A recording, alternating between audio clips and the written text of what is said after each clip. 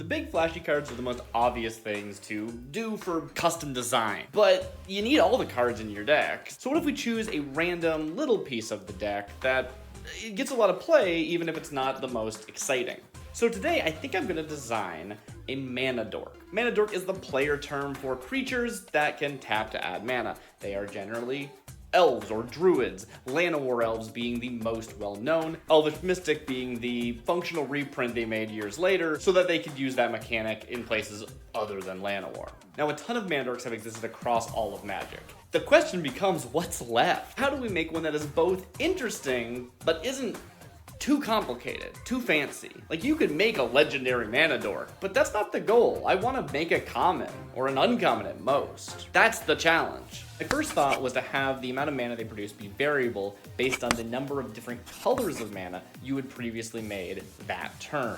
Actually figuring out the wording on that was a struggle. I think I came up with something that works properly, but there's not really precedent for the effect we're going for. There is precedent for cards that make an amount of mana equal to the number of different colored creatures you control, or different colors among creatures you control. I did want this to be a cheap mana dork. They're the most interesting version, so I wanted it to both be powerful potentially, but give you a lot of hoops to jump through to actually get that mana. This got me thinking it might actually work well as a Strixhaven card, and the idea of having it be a Quandrix thing where you're kind of duplicating your mana, the idea of multiplication as Magic that Quandrix really likes, so I ended up thinking about it as a blue-green hybrid card. But that means that you could play it in mono blue, so what does mono blue mean? Well, when it comes to mana dorks, usually that means artifact only. Well, that's kind of interesting, actually. So I started playing around with the idea of it needing artifacts, or needing mana produced by artifacts. This was starting to sound really interesting to me, but the more I looked at it, the more I realized that's not really exclusive to Quandrix. In fact, it's probably more of a Prismari thing.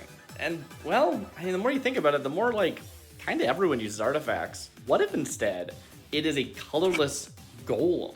It is one of the golems that run around and do maintenance on the place. They provide assistance to the students.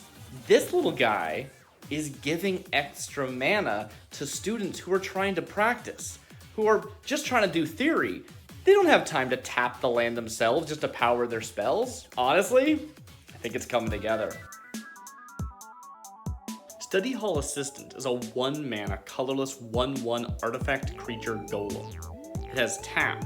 Add an amount of colorless mana equal to the number of different types of mana non-creature artifacts you controlled produced this turn.